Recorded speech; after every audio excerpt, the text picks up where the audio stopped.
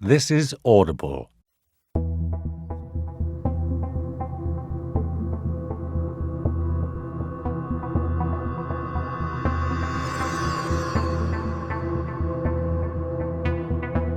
Denied Access, a Mitch Rapp novel by Vince Flynn and Don Bentley, read by Stephen Weber.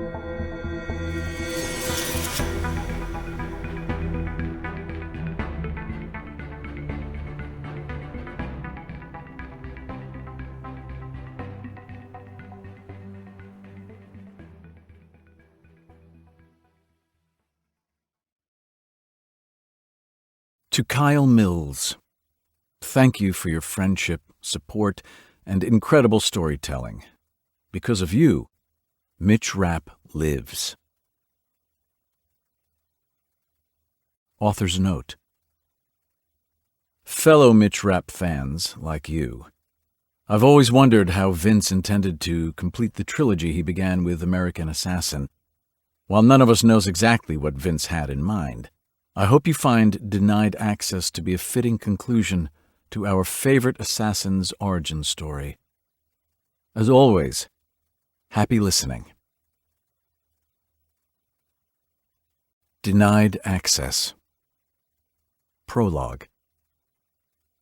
May 1945, Oranienburg, Germany. Suburb of Berlin, Soviet Union sector. Thomas Stansfield was sick of war. Sick of the killing. Sick of the destruction. Sick to death of watching friends, comrades in arms, and civilians alike rendered corpses by the giant meat grinder that was war. Though he was barely in his mid-20s, Stansfield knew that something inside him had prematurely aged, perhaps terminally so. Thomas might be sick to death of war, but now, only days after the Allies had finally captured Berlin, he was terrified that he might just be the catalyst for a new one. "Is that the convoy?" Though he was almost certain of his answer, Stansfield still pressed the Zeiss binoculars to his eyes before replying. The trio of nondescript vehicles could have been among any of the hundreds currently poking through the smoking remains of the Third Reich's capital like jackals swarming the still-cooling corpse of a wildebeest on some African plain. They were not. Though the day's last light was draining away from a crimson sky, enough illumination remained for the binoculars. BA-64 armored scout cars guarded the front and rear of the three-vehicle column, but it was the center vehicle that garnered Stansfield's attention. The Soviet Zeiss-5 cargo truck, lumbering along in a cloud of exhaust, featured a single vertical scratch on the metal toolbox mounted just about the right rear wheel housing. The scratch was jagged enough to suggest that its origin was accidental. It was not. A 14-year-old member of the resistance had etched the mark 2 evenings prior at considerable risk to her life. When he'd been 14, Stansfield had been focused on perfecting his curveball in the hopes of making the high school baseball team. The notion that he and his fellow spies used children to do the work of men had appalled him at first. No longer. Innocence was one of the first casualties of war, but not the last. "Ja," Stansfield said, lowering his binoculars. "Give the ready signal." Stansfield's answer, as was the original question, had been spoken in German. He had been horrified by the vicious attack against Pearl Harbor by the Imperial Japanese.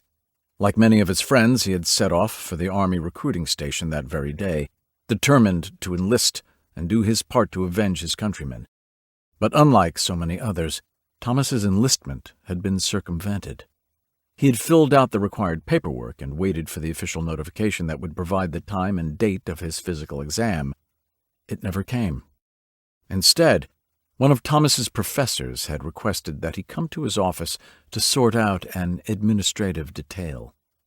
Stansfield had dutifully complied, but the person waiting in his professor's office had not been his professor. In fact, the trim, bespectacled man wasn't a member of the faculty at all. He'd explained in a precise Ivy League diction that Stansfield had come to the notice of a select group of people, a group who'd been tasked to aid America's war effort in an unconventional manner.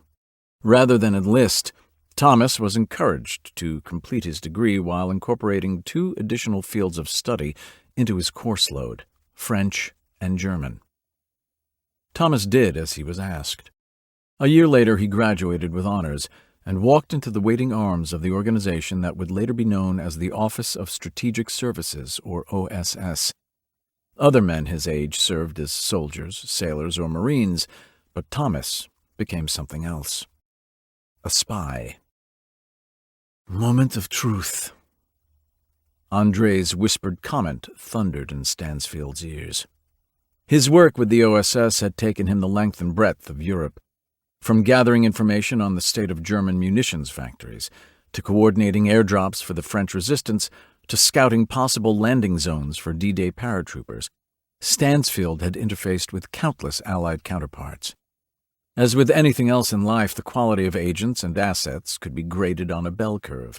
Some he would have trusted with his life, while others he'd been convinced would get him killed through pure stupidity. And then there was Andre. Stansfield had first made the boy's acquaintance in Paris, where Andre had worked as a runner, someone charged with conveying messages to resistance cells scattered throughout the city. Though fanatical about hunting down spies and traitors, the Germans tended to ignore pre-adolescent boys, especially boys whose asthma made it difficult for them to walk any significant distance without wheezing. This was a mistake. Though he looked no older than 12, Andre was actually 16. In a sane world, this distinction might not mean much, but as Thomas knew firsthand, sanity had departed the European continent long ago. The German forces responsible for Berlin's final defense had consisted in large part of old men and young boys. If he had been fighting for the Nazis, the French boy might very well be a squad leader by now. Andre wasn't fighting for the Nazis any more than he was plagued by debilitating asthma. Though French by birth, he'd grown up in an eastern border town and could speak German like a native. A gifted polyglot, Andre was also fluent in Spanish, Italian, and English. Lately, he'd been honing his skills with a language that might prove even more relevant to future conflicts: Russian. "Come on," Stansfield whispered. "Come on!" He was perched atop a rocky outcropping that overlooked a small village to the east. A north-south flowing river wound past the settlement's western edge, separating him from the village. The river's placid surface concealed a surprisingly deep body of water. The village itself was unremarkable, a collection of houses, a bakery, butcher shop, and the prerequisite pub. There wasn't much of Germany that hadn't been ravaged by war, and this went doubly so for Berlin's suburbs. Case in point, several of the village's dwellings sported gaping holes hastily covered by tarps and the like. A smoking crater denoted where another building had once stood, and the furrows torn into the fields by the metal tracks of countless armored vehicles were visible even without the aid of Stansfield's binoculars.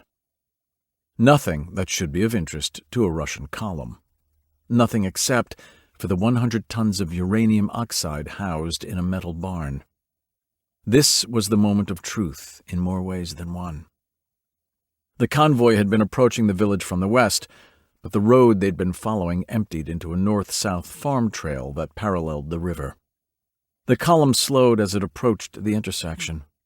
To the left lay a packed dirt trail that meandered north for 100 yards past a barren field before arriving at a bridge. The wooden span had been reinforced with metal girding, but the bridge still looked a bit rickety to Stansfield's eye.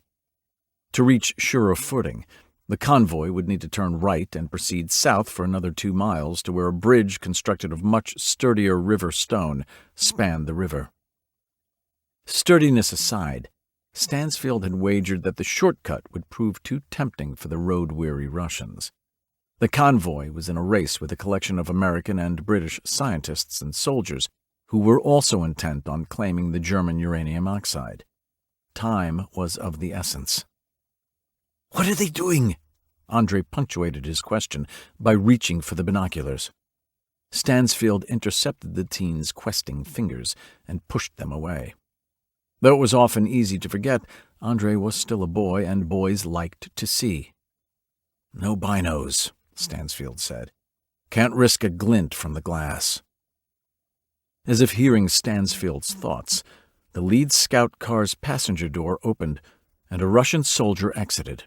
A soldier with his own set of binoculars.